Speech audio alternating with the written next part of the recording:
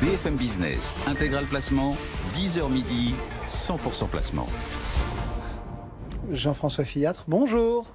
Bonjour. Le directeur éditorial de Marché Gagnant, votre thème cette semaine? Cette semaine, je voudrais vous parler de la fonte des glaces patrimoniales. Récemment, la Banque de France a publié les chiffres trimestriels de l'épargne des ménages, l'occasion de constater une légère hausse du taux d'épargne au 4e trimestre de l'an dernier et une baisse du patrimoine financier des ménages.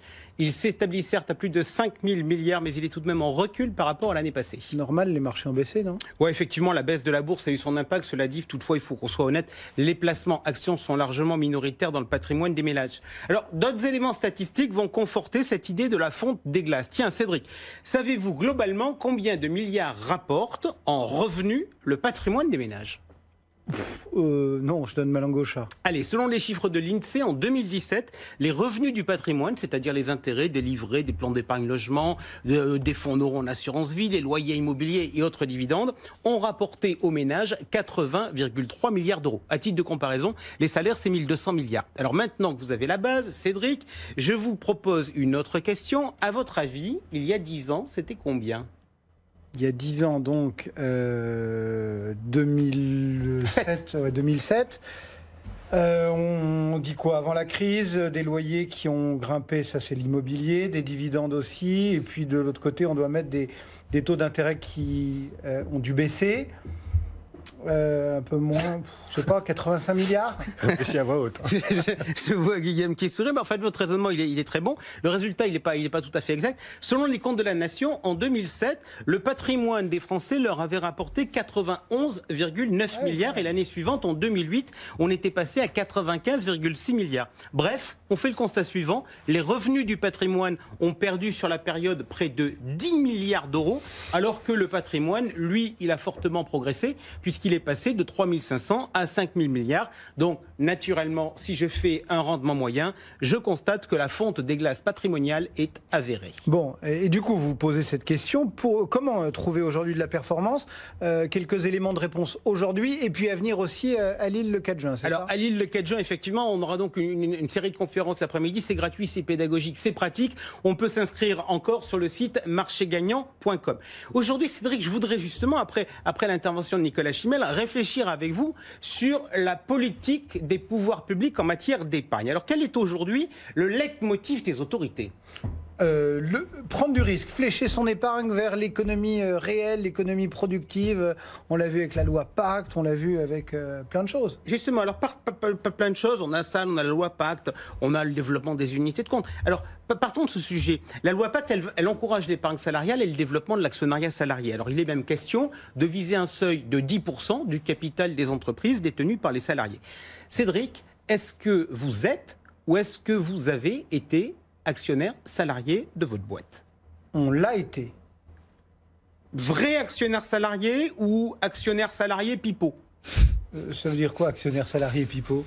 En fait, ça veut dire qu'on vous vend des actions dans un package avec un très joli bol du Cotour. Bref, on vous a bâti un produit structuré où on vous a pris les dividendes, un peu d'abonnement. Tout ça pour vous donner une garantie en capital ou de performance. Alors, disons-le tout de suite, je n'aime pas les fonds garantis dans les grands réseaux car ils sont des machines à commission pour les distributeurs et pour les gestionnaires. Je pense la même chose des produits structurés en épargne salariale. Non, on était vraiment actionnaires de la boîte. Quand ça montait, on gagnait de l'argent. C'est ça, l'ascension. Et si ça baissait, on perdait de l'argent. Parfait.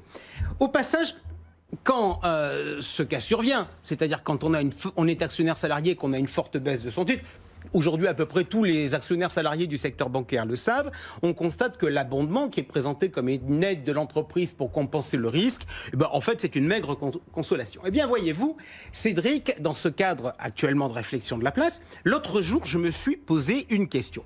J'ai de l'actionnariat salarié sur mon plan d'épargne entreprise et je perds de l'argent. Si, au bout de 5 ans, je décide de retirer mon argent et donc d'acter ma perte, que devient-elle fiscalement ? J'en sais rien. Qu'est-ce qu'elle devient, justement ? Vous voyez les questions tordues qu'il faut se poser ? Ouais. Eh bien, elle est perdue. Elle est perdue. Vous ne pouvez l'imputer sur rien. Alors, qu'est-ce que vous faites en pareille situation ? Vous gardez vos titres contre votre volonté, en espérant un retour à meilleure fortune et en maugréant contre cette solution. Je ne suis pas sûr, au passage, que ce soit la meilleure pédagogie. Cédric, est-ce que les choses auraient été différentes si les titres avaient été détenus sur un compte titre ? Oui, sur un compte titre, les pertes sont déductibles quand il y a des gains de même nature. C'est pareil aussi sur un PEA quand on le clôture, non ? Tout à fait, sous condition. Là, on vient de voir que les pertes n'étaient pas déductibles en épargne salariale. Mais le placement préféré des Français, où on les encourage à prendre du risque, c'est l'assurance vie et le développement des unités de compte. Donc, hier, une épargnante m'a interrogé. Elle me dit, j'ai deux contrats, j'en ai un qui est bon, qui me rapporte 2,5%, et l'autre qui est franchement pas bon, ça fait 10 ans qu'il est en perte, etc. Qu'est-ce que je peux faire ? Comment vous dites ? Que puis-je faire ? Que puis-je faire ? C'est quoi la fiscalité d'un contrat d'assurance vie en perte ? Eh bien, le même traitement que pour l'épargne salariale. Ah ouais. Les pertes sont perdues. Alors, il y a là très clairement une incohérence totale de la part des autorités. On ne peut pas inciter les Français à prendre des risques avec le discours actuel. Pourquoi ? Spontanément, Nicolas Chimel nous l'a dit tout à l'heure, les Français, ils ne sont pas enclins à prendre du risque pour des problèmes de culture financière, pour des problèmes d'objectifs patrimoniaux, tutti quanti. En fait, aujourd'hui, sur certains placements, ce dont on nous parle, le système fiscal, il est totalement dissymétrique. Pourquoi ? Parce qu'on vous dit, si vous gagnez de l'argent, alors là, les gars, vous allez payer à minima 17,2% d'impôts. Ça, c'est les prélèvements sociaux. Ou au maximum 30%. Ça, c'est la flat tax ou prélèvement forfaitaire unique. Mais en revanche, les gars, si vous perdez, la pomme, elle est pour vous plein pot. Ça veut dire que du côté de Bercy, on doit réfléchir aujourd'hui à un régime fiscal des pertes ? Oui, et me dites pas ça comme si j'étais un martien, parce que la déductibilité des pertes, ça existe sur les souscriptions, ça existait sur les souscriptions au capital de PME, ça existe sur le compte titre, ça existe sur le PEA. Qu'est-ce qu'on a fait sur le crowdfunding quand on s'est rendu compte qu'on pouvait perdre de l'argent ? On a créé quoi ? La déductibilité fiscale des pertes. Donc, si on demande à un épargnant de prendre des risques, il faut que ces pertes soient déductibles. Et pour tout dire, les épargnants seraient bien stupides d'aller prendre des risques dans des enveloppes où les pertes sont non déductibles. Et je vous le dis que sur ce principe-là, on ne devrait pas aller prendre de risques ni en assurance vie, ni en épargne salariale. Et du coup, il faut quoi comme déductibilité ? Moi, je plaide pour une déductibilité globale. Vous savez, vous l'avez dit tout à l'heure, aujourd'hui, c'est même nature. Mais même nature, ça veut dire quoi ? Gain de même nature. Je sais pas, gain de mes placements par rapport à mes salaires, mes pensions, enfin, je sais pas. Ça, c'est ce que dirait Choupinette. Et Choupinette, elle est pleine de bon sens. Le seul problème, c'est que Bercy, c'est pas Choupinette. Bercy, quand il dit même nature, il vous dit, si vous faites une plus-value boursière, une moins-value boursière, vous allez pouvoir la compenser sur une plus-value boursière et pas sur un dividende. À l'évidence, il faut revoir ce principe et je pense qu'aujourd'hui, on a une fenêtre de tir pour le faire.